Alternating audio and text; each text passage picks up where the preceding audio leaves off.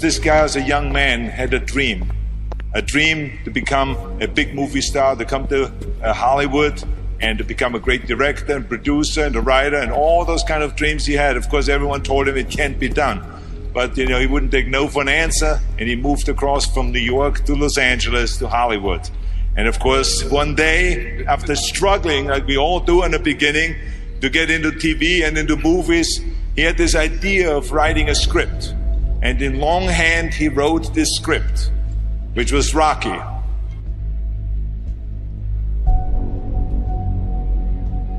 It's all about dreams, and by the way, dreams cost nothing. They're free.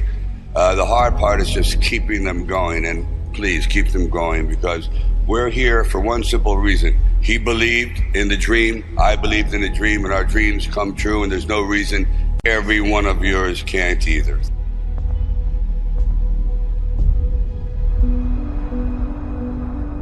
I used to sit in this little apartment, and it was a room. As a matter of fact, the room was so small, I remember I was able to open up the window and close the door while sitting on the bed at the same time. It was like 8 feet by 8 feet by 9 feet. But the one thing about that room, there was really very little distraction. So I would sit there propped up in bed, and I'd go out with my big pen and legal pad and just start writing these stories. And most of them were very, very trivial, but there was something about the process of unrealized dreams. I was always brought back to this subject because I think it's one of the most enduring subjects and one of the most difficult passages for people to accept, that they never were realized in their own lifetime, that they just didn't get that shot. I decided it was a time to come to California, so I went to California. And I moved in the valley, and things weren't going very, very well there. As a matter of fact, I had to go out and try to sell my dog because it was either do that or he just was not going to be very well fed. And then one night, I went to see Muhammad Ali fight. For one brief moment, this supposed stumble bum turned out to be magnificent in the fact that he lasted and knocked the champion down. I said, boy, if this isn't a metaphor for life. His entire life crystallized at that moment. He will be remembered for all eternity, at least among the fight fans. He did something extraordinary. I said, now that is probably what I need as a catalyst for an idea. A man who's going to stand up to life and take one shot and maybe go the distance. So I started to write. And it was one of those writing frenzies. And 3 days later, I came up with the script of Rocky. Now, the script by no means was a finished piece of material. It was probably about 90 pages, and maybe 10% of it remained in the final script, but it was done. I first met Bob Chardoff and Irwin Winkler, and I believe I was there on a casting call. So we're talking a little bit, and I guess I really wasn't right for the acting part. And on the way out, I said, I don't know if it matters, but I do a little bit of writing. He goes, really? He says, yeah, I'm writing this story. I have this thing about wrestlers, and I might do something about boxing. Well, he says, well, bring it around. And I thought, if I hadn't stopped on the way out, that's why I tell all actors or writers, don't give up. Keep talking. Eventually you might hit a nerve somewhere and they go, come on back. And if they didn't say, come on back, or bring it later and let's see what you've developed, I wouldn't be sitting here. So I have to give incredible credit to their insight and their patience, and they're willing to take a chance, which it doesn't exist much anymore, unfortunately.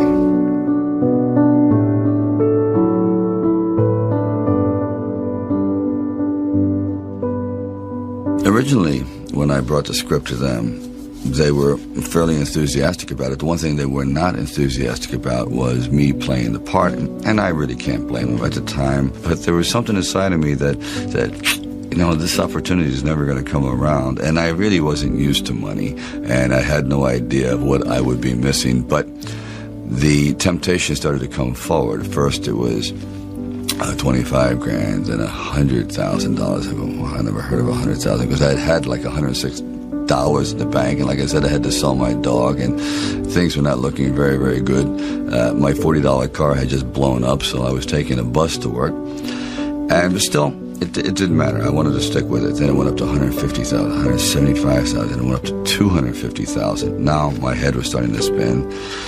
And it went up to $330,000. And probably, I heard it went up to $360,000.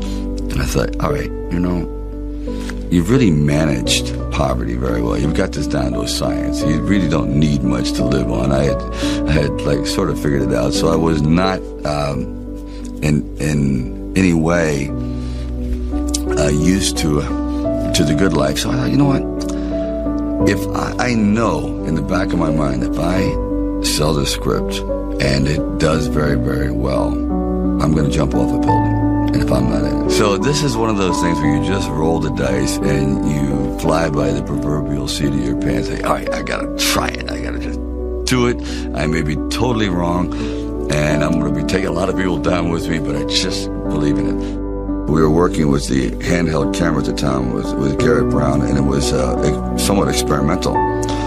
And he'd film me running through shopping malls and up down the steps and flights, curved corridors along the river, until finally my legs basically gave out and I'm like writhing on the ground, and I want to rise up and say, John, I'm dying here. And he goes, no, use it. Use the pain. I said, for what? I mean, I'm in misery. He goes, well, no. It's giving your character, it's giving him some depth. I said, it's giving me bruises. It's giving me like agony. I can't sleep at night. Like the scene where we just jumped down and saw this ship along the dock, docked along the pier. And I said, just jump out, run as fast as you can along the ship. And I'm running and running. I said, you know what? My legs are buckling. I'm literally going to crash down here. Teeth are going to go, jaw, face. I'm just going to be ground down to this flat-faced image. Please. And I just barely made it.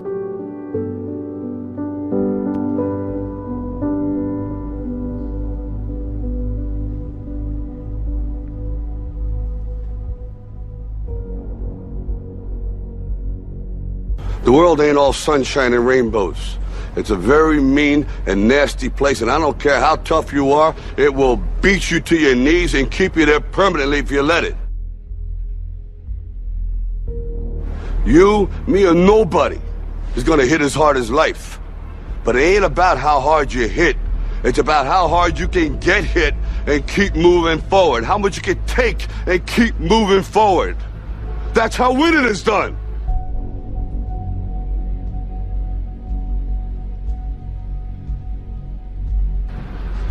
Now, if you know what you're worth, now go out and get what you're worth. But you gotta be willing to take the hits and not pointing fingers saying you ain't where you want to be because of him or her or anybody. Cowards do that, and that ain't you. You're better than that.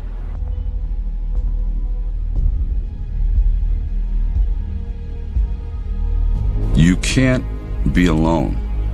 To really succeed, no man really is an island. When you find the right components in your life, the right people that gel with you, then you feel as though you're invincible. It may be a fallacy, but you at least feel as though you can take all that life has to dish out.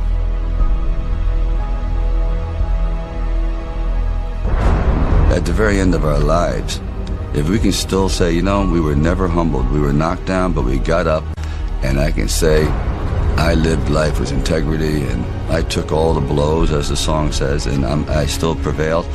I think that's a good epitaph for anyone.